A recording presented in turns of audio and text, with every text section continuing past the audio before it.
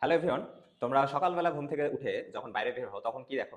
যে ঘাসের উপরে বা কোনো গাছের পাতায় কি ছোট ছোট পানির কণা জমে থাকে, বা যেটাকে আমরা কি শিশির কণা বলে থাকি। এই শিশির কণা জমে থাকে, এটা শীতের সময় বেশি দেখা যায়। বাট এটা এমন না যে গরমের সময় হয় না, এটা গরমের সময়তেও কিন্তু দেখতে পাওয়া যায়।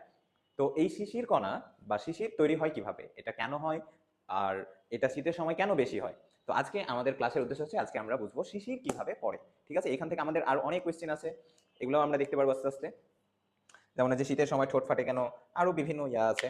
তবে আমরা আজকে মেইনলি শিখবো যে শিশির কিভাবে পড়ে, কখন পড়ে, কেন পড়ে। ঠিক আছে, তাহলে চলো আমাদের পাত্রে আমরা হচ্ছে পানি দিই। পানি, আচ্ছা পানি দিব না, ঠিক আছে। আচ্ছা, এই দুইটা পাত্রের কি একটা ধারণ ক্ষমতা আছে, তাই না? ধরলাম এইটার ক্যাপাসিটি 20 লিটার, ঠিক আছে, আর এটার ক্যাপাসিটিও 20 লিটার।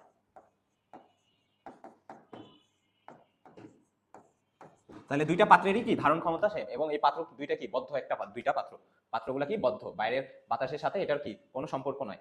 আচ্ছা, এখানে একটা রুমের ভিতরে বা যে কোনো বায়ুমণ্ডলে কি থাকে, জলীয় বাষ্প থাকে না? জলীয় বাষ্প থাকে। জলীয় বাষ্প মানে কি H2O, জলীয় বাষ্প। জলীয় বাষ্পের সংকেত কি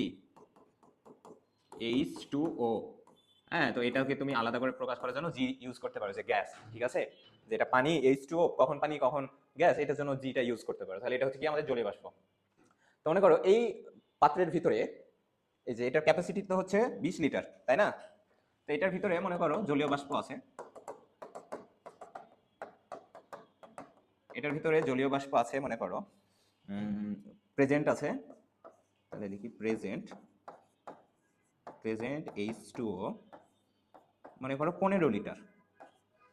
এইটা 20 লিটার জলীয় বাষ্প ধারণ করতে পারবে এই জায়গায়। এই পাত্রে 20 লিটার জলীয় বাষ্প থাকতে পারবে, তার বেশি পারবে না।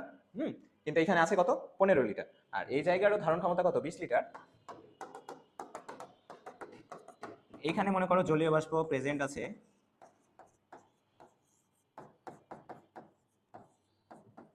20 লিটার। আচ্ছা, এখন এখানে যদি তুমি আরেকটু জলীয় বাষ্পের পরিমাণ বাড়াও তো সমস্যা হবে না, ঠিক আছে, কারণ ও ধারণ করতে পারবে। কিন্তু এই জায়গায় যদি একটু তুমি জলীয় বাষ্প বাড়াও তাহলে কি হবে বলো? ওর তো ক্যাপাসিটি চাইতে বেশি হয়ে গেছে। তো ক্যাপাসিটি চাইতে যখন তার বেশি হয়ে গেছে, তখন ওই এক্সট্রা পানিটাকে সে আর বায়ুমণ্ডলে রাখতে পারে না। ওটাকে তখন কি গ্যাস থেকে লিকুইড করে কি বায়ুমণ্ডলে ছেড়ে দেয়, ঠিক আছে। আর এই এই অবস্থাটাকে আমরা বলি সাধারণত অসম্পৃক্ত অবস্থা। অসম্পৃক্ত অবস্থা, অসম্পৃক্ত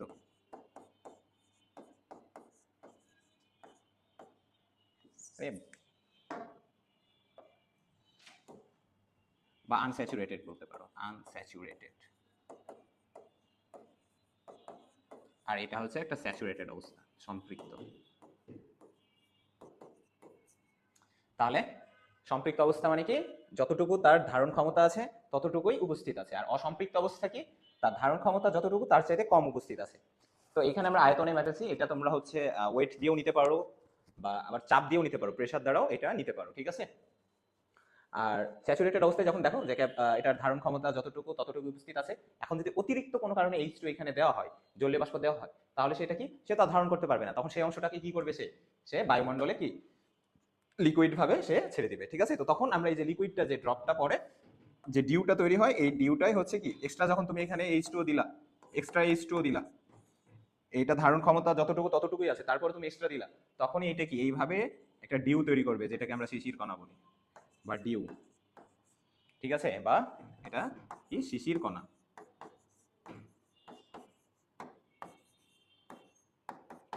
এটা তৈরি হবে।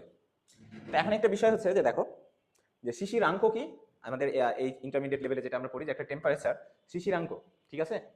তো শিশিরাঙ্ক কি, যে তাপমাত্রায় শিশির পড়তে শুরু করে সেটাই হচ্ছে শিশিরাঙ্ক। আচ্ছা, এখন একটা বিষয় দেখো, যে তাপমাত্রার সাথে আয়তনের একটা সম্পর্ক আছে। তাপমাত্রার সাথে কি আয়তনের একটা সম্পর্ক আছে। তো তাপমাত্রা কমলে কি হয়, আয়তনও কি কমে। তো মনে করো এই জায়গায় যে টেম্পারেচারটা আছে, এটা ধরলাম টি, এটা ধরলাম 25 ডিগ্রি সেলসিয়াস, ঠিক আছে। এখন এটাকে আমি কমাইলাম, কমাইয়া মনে করো টি প্রাইম করলাম 15 ডিগ্রি সেলসিয়াস, 15 ডিগ্রি সেলসিয়াস, তাই না? তো আমি তাপমাত্রা কমাইছি, তাহলে এটা কি আয়তনটাও কমবে, এই যে ধারণ ক্ষমতাটা এটাও কি কমে যাবে, যেহেতু তার আয়তন কমে যাবে সেহেতু তার ধারণ ক্ষমতাও কমে যাবে। এইটা ধরলাম এখন 20 লিটার থেকে তার ধারণ ক্ষমতা হয়ে গেছে 15 লিটার।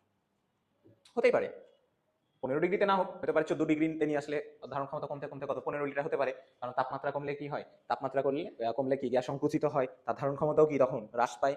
তো তার ধারণ ক্ষমতা তখন 20 থেকে 15তে নেমে গেল। এখন দেখো, এখন ধারণ ক্ষমতা আর এই যে তার উপস্থিত যে অবস্থা, উপস্থিত কন্টেন্ট বা উপস্থিত জলীয় বাষ্প কত একই হয়ে গেছে না? তাহলে এখন এটাও কি স্যাচুরেটেড অবস্থায় চলে গেছে, এটাও কি স্যাচুরেটেড হয়ে গেছে না? তাহলে এটা যখন স্যাচুরেটেড হয়ে গেছে তখন এখানেও তো যে অতিরিক্ত যদি থাকে, বা অর্থাৎ এখন যদি ধারণ ক্ষমতা আরেকটু কমে যায়, যে 14 লিটার হয়ে যায়, মনে করো ধারণ ক্ষমতাটা এবার 14 লিটার হয়ে গেল, তখন বাকি 1 লিটার কি হবে? বাকি 1 লিটার শিশির কণা হয়ে জমে যাবে, ঠিক আছে? এবং ওইটা কি পাতার উপরে, গাছের উপরে পড়বে। এখন এই পাত্রটাকে তুমি মনে করো পৃথিবীর বায়ুমণ্ডল, আর এই যে টেম্পারেচার, এটা মনে করো দিনের বেলা টেম্পারেচার, আর এটা রাতের বেলা টেম্পারেচার। আমরা জানি কি রাতের বেলা টেম্পারেচার কমে যায়, তাই না? রাতের বেলা টেম্পারেচার কমে, শীতের সময় কি টেম্পারেচারটা কমে যায়। তো শীতের সময় বা রাতের বেলা যখন টেম্পারেচারটা কমে যায়, তখন কি বায়ুমণ্ডলের ধারণ ক্ষমতাটা কমে যায়। আর বায়ুমণ্ডলের ধারণ ক্ষমতা যখন কমতে কমতে বায়ুতে উপস্থিত জলীয় বাষ্পের পরিমাণের চাইতেও কমে যায়, তখন যে এক্সট্রা জলীয় বাষ্পটা আছে ওইটা কি শিশির রূপে জমা হয়। তো ঠিক আছে, সবাইকে ধন্যবাদ।